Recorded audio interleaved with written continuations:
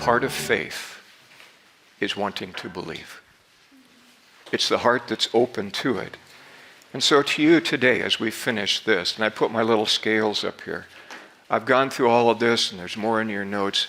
The whole purpose for this first session is this.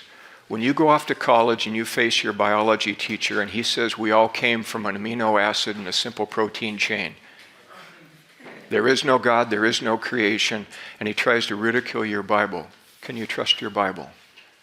And the arguments used by skeptics have to do with copy errors, and I say most of the copy errors are something simple as that, or forgetting a letter or misspelling a name.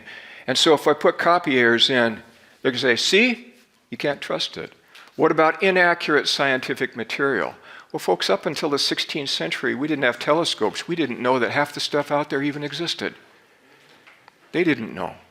They described it the best that they could with their contemporary worldview, but the critics will say, see, you can't trust it. How about unsubstantiated historical events, facts? There's no fact out. Well, send Indiana Jones out. Let him start digging, okay? And you find these things.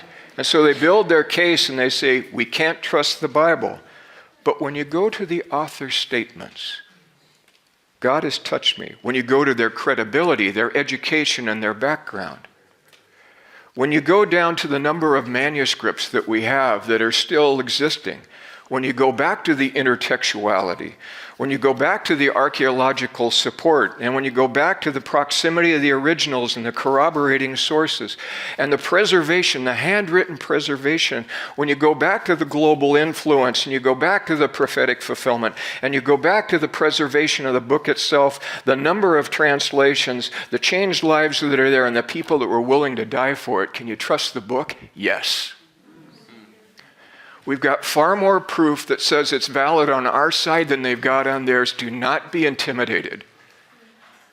Because someday, those skeptics are all going to have to face the author. Words are cheap now.